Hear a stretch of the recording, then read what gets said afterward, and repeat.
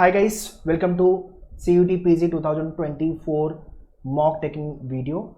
The most common question as of now I am getting from the student side कि sir मेरा mock में score नहीं बढ़ रहा, my mock score is stuck. समझ में नहीं आ रहा है कि mock में स्कोर improve कैसे करूँ, ठीक है, इंक्रीज कैसे करूँ मैं, ठीक है, ये सारी चीज़ें मैं डिस्कस करूँगा इस वीडियो में. सबसे पहले तो नंबर ऑफ डेज जो रिमेनिंग है आपके एग्जाम को लेकर के फुल फ्लैज में मॉक जितने लोग नहीं लिख रहे हो उनको मेरा एडवाइस है कि मॉक लिखना चालू कर दो, डिले मत करो, ठीक है. हो सके तो दिन में आप 2 मॉक लिख सकते हो, सुबह में एक, शाम को एक. 105 मिनट है तो आराम से आपके 2 घंटे में मॉक हो जाएंगे, राइट. और उसके बाद 2 घंटे एनालिसिस.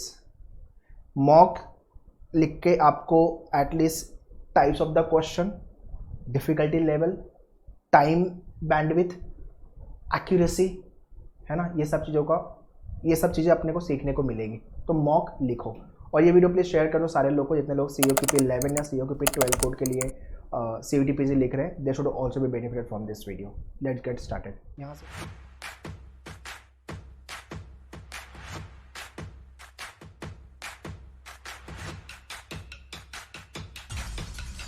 तो मॉक के अंदर आप स्कोर बढ़ाओगे कैसे? सबसे पहले ट्राई टू आइडेंटिफाई कि आप क्या ऐसी छोटी छोटी गलतियां कर रहे हो जो आपको नहीं करनी चाहिए. मैं बोल रहा हूँ 4-5 क्वेश्चन 10 क्वेश्चन ऐसे होंगे जहाँ पे आप छोटी, मतलब 4-5 क्वेश्चन तो होंगे जहाँ पे आप छोटी छोटी गलतियाँ कर रहे हो. अगर एक क्वेश्चन भी आपका गलत हो रहा है तो 4 मार्क्स जा रहा है. 5 क्वेश्चन भी अगर आपने ऐसे राइट कर लिए तो 20 मार्क्स तो आपके ऐसे बन गए.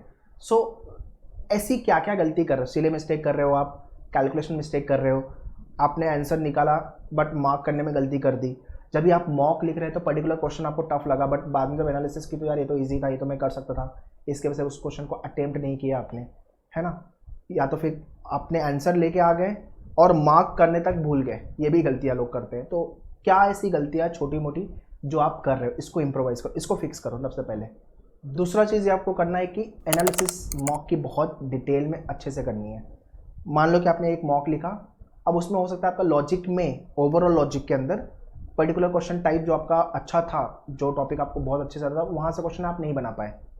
इसका मतलब ये नहीं कि वो टॉपिक नहीं आता, आपको टॉपिक आता है बट वो टाइप का क्वेश्चन में प्रॉब्लम आ गया, तो वो टाइप को एटलीस्ट अच्छे से देख लो, है ना.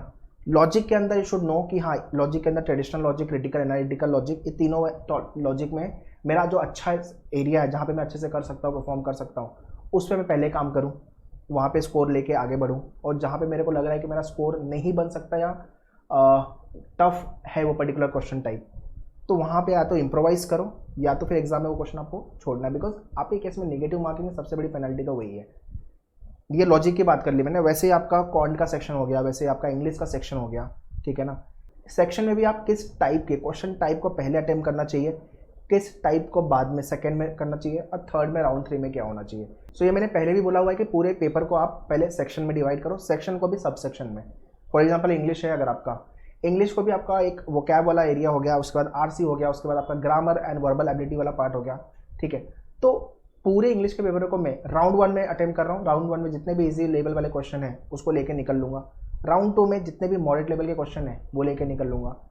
राउंड 3 वो है जहाँ पे यार मुझे लगता नहीं मेरा तो क्वेश्चन बन पाएगा, टफ लगता है, टाइम कंज्यूमिंग है और मैं श्योर भी नहीं हूँ, वो आपका राउंड 3 होना चाहिए. मतलब राउंड 3 वो सेगमेंट है जहाँ पे आप वैसे भी क्वेश्चन को छोड़ने वाले थे, तो आपके केस में तो नेगेटिव मार्किंग है, राइट. अगर आपके पास टाइम है and you want to check round 3 question type, ठीक है, तो आप वो चेक करो. अगर बनते तो बनाओ, अदरवाइज इट्स ओके, ठीक है. हमसे जो सबसे बड़ी गलती हो रही है कि मॉक तो हम लिख रहे हैं बट जिस तरह से एनालिसिस करनी चाहिए ना वैसे एनालिसिस नहीं कर रहे. नहीं तो आपको किसी से पूछना नहीं पड़ता कि मुझे कहाँ पे काम करने की ज़रूरत है, कौन से सेक्शन पे मैं काम करूँ, मेरा वीक पॉइंट क्या है, वो आपको मॉक ही बता रहा है.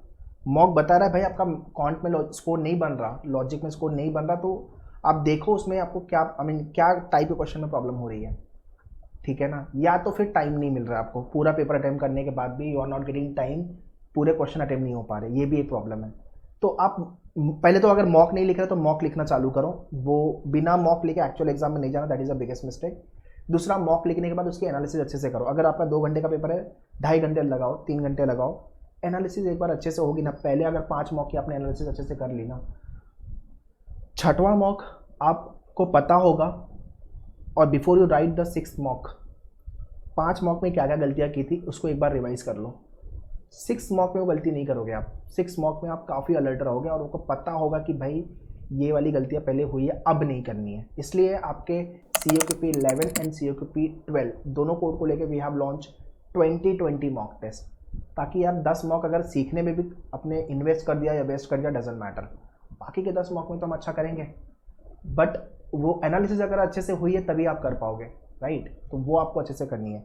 एनालिसिस कैसे करो, जब भी आपने आप मॉक लिख के हो गया आपका, जितने क्वेश्चन आपने अटेम्प्ट नहीं किए थे पहले जाके उसको सॉल्व करो कि यार जब मॉक लिख रहा था तो ये क्वेश्चन नहीं समझा, अभी समझ रहा है, तो वो प्रेशर की वजह से था, टेंशन की वजह से था, पैनिक था इसलिए नहीं समझा, क्या रीज़न था, वो नेक्स्ट मॉक में नहीं करूँगा, ठीक है। वो क्वेश्चन को सॉल्व कर लो, अगर टफ है तो नो डाउट ठीक है भाई टफ था इसलिए नहीं हुआ, और जो क्वेश्चन आपके गलत हुए वहाँ पे तो अपने आप को थप्पड़ लगाओ भाई, यहाँ पे तो बनता है, यहाँ पे तो मार्क्स और स्कोर दोनों, यहाँ पे आपका मार्क्स एंड टाइम दोनों का लॉस है, ठीक है। मतलब गलत नहीं होने चाहिए क्वेश्चन भाई, नेगेटिव मार्किंग है। एक्यूरेसी आपकी कितनी है, 80%, 90%, 100%, वो देखो आप, ठीक है। मतलब आपके क्वेश्चन राइट होना जरूरी है, गलत नहीं हो सकते भाई, गलत करना ही नहीं है, ठीक है। तो इसलिए मैं बोला तुक्का मटका will not help you in the CUET PG exam. Test में था, टेस्ट नेट में था, यहाँ पे मत करना है गलती, नहीं तो भाई बहुत गंदा लेवल पे मार्क्स आएगा अपना। तुक्का मटका तो मारना ही नहीं है। हाँ, 2 ऑप्शन एलिमिनेट कर पा रहे हो, 2 ऑप्शन पे अगर आप हो कि यार मुझे लग रहा है A या D, तो एक लंबी सांस लो, ठीक है, वापस से क्वेश्चन को देखो, जिसमें शॉर्टी आ रही है अंदर से एक आवाज़ आएगी, हाँ मार दे ऑप्शन B या ऑप्शन D जो भी है, मूव ऑन, ठीक है। बट ऐसे सारे क्वेश्चन के साथ नहीं होना चाहिए, जहाँ पे आपको लग रहा है कि हाँ 2 ऑप्शन में से एक आंसर होगा। 4 ऑप्शन में से आप तुक्का मारोगे तो will not help you, 1/4 probability के हिसाब से फिर 4 क्वेश्चन में से एक राइट हो गया, तो वो गलती नहीं करनी है अपने को, ठीक है। अपार्ट फ्रॉम दैट एनालिसिस इतने अच्छे से करो कि आपको पता हो कि इस टाइप के क्वेश्चन आ रहे हैं, अगर ये मैं एग्जाम में नहीं अटेम्प्ट करने वाला, ठीक है। हाँ, ये टाइप आ रहा है, ये टॉपिक से है तो मैं कर लूँगा। तो आपको आपका strong area, weak area and okay area, strong, okay, weak, hate, ये 4 कैटेगरी में मैंने डिवाइड किया ओवरऑल पेपर को। स्ट्रॉन्ग वो है जो आपका 30 सेकेंड में बन जा रहा है, एक्यूरेसी भी अच्छी है। ओके वो है जो आपका 40, ओके सेक्शन वो है जो आपका 45 सेकेंड से थोड़ा सा ऊपर नीचे टाइम ले रहा है, बट हाँ एक्यूरेसी वहाँ पे भी है। वीक वो है जो आपका 1 मिनट के ऊपर टाइम ले रहा है और एक्यूरेसी थोड़ी ढंग की नहीं है। हेट वो है जो आपको पसंद ही नहीं है सॉल्व करना उस टॉपिक से क्वेश्चन, जो आपके राइट ही नहीं होते, गलत ही होते, वो आपका हेट है। तो आपको क्या करना है, जितने भी आपका ओके वाला है उसको शिफ्ट करना है स्ट्रॉन्ग साइड, जो आपका वीक वाला है उसको शिफ्ट करना है ओके साइड, और जो आपका हेट वाला है उसको शिफ्ट करना है वीक साइड, और हेट में कुछ बचेगा ही नहीं, ठीक है। और ये 3 एरिया अगर आपके पास अच्छे से है, strong, okay and weak, round 1 आपका स्ट्रॉन्ग, राउंड 2 आपका ओके एंड राउंड 3 आपका वीक, ये ऑर्डर में आपको पेपर को अटेम्प्ट करने की ज़रूरत है। और ये कोशिश करो कि प्रीवियस मॉक से नेक्स्ट वाला मॉक में स्कोर बढ़ेगा, इम्प्रोवाइज होगा। गलतियाँ जो प्रीवियस मॉक में की है ना वो नहीं करूँगा नेक्स्ट मॉक में, देखो आपका स्कोर कितना बढ़ता है, ठीक है। कट ऑफ सारे कोर्स को लेके सारे कैंपस से 250 में लेके चल रहा हूँ आउट ऑफ 300। अब आपका 240 आ जाए, 230 आ जाए, 220 प्लस आ जाए, ठीक है, 250 प्लस आ जाए, अच्छी बात है। अगर आपका 240 250 आ रहा है, मतलब आपको चाहे HRM के लिए जा रहे हो, चाहे ODCL के लिए, चाहे MHA, चाहे MPH, चाहे आपका सोशल वर्क, जो भी कोर्स को लेके आप जा रहे हो, ठीक है ना, पक्का कॉल आएगा सारे कैंपस से, सारे कोर्सेज को लेकर के। तो ये मत लेके चलो कि यार मेरा तो ये वाला कोर्स है, इसमें कट ऑफ इतना ही जाएगा तो मैं इतना ही पढ़ता हूँ, ठीक है। Always target high, always target high, वो आपके लिए एक एड ऑन ही होगा आगे फर्दर राउंड के लिए। So after your CUET result will be helping you for the stage 2 online assessment, जहाँ पे आपका इंटरव्यू राउंड होगा, ग्रुप डिस्कशन होगा, केस डिस्कशन, ये सारी चीज़ें को लेके विल बी प्रिपेयरिंग यू, ठीक है। So next remaining days full fledge में लग जाओ, मॉक पे काम करो, रिवीजन अच्छे से करो, एनालिसिस अच्छे से करो, जो आपका स्ट्रॉन्ग एरिया उसको और रिवाइज करते जाओ, जो आपका ओके या वीक एरिया है उसको और बेटर करने में लगो, ठीक है। नया टॉपिक लास्ट के एग्जाम के 2-3 दिन पहले बंद कर देना पढ़ना, मतलब नया टॉपिक नहीं पढ़ना बंद नहीं करना, 2-3 जो आप मतलब जो भी टॉपिक, जितने भी आपके टॉपिक हो गए वो कर लेना, बट नया टॉपिक मत उठाना, मेरा ये बोलने का मतलब है, ठीक है।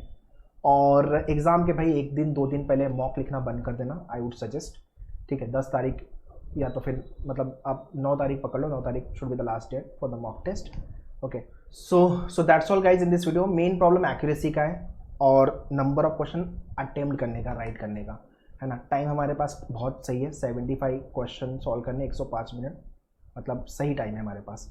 अब आप उसको कितने अच्छे से यूज़ करते हो वो आपके हाथ में, ठीक है। सो that's all in this video. For any kind of a doubt and question you can write in the comment section. Mock के लिए COK पे 11-12 जो भी मॉक लिखना है आपको, लिंक मैंने डिस्क्रिप्शन में डाल दिया, kindly check the description. And या इस साल अपने को CUET निकालना है. अगले साल क्या सिलेक्शन प्रोसेस आएगा, क्या चेंजेस आएंगे पता नहीं, तो भाई निकाल लो. ठीक है, prepare well, all the best, thank you.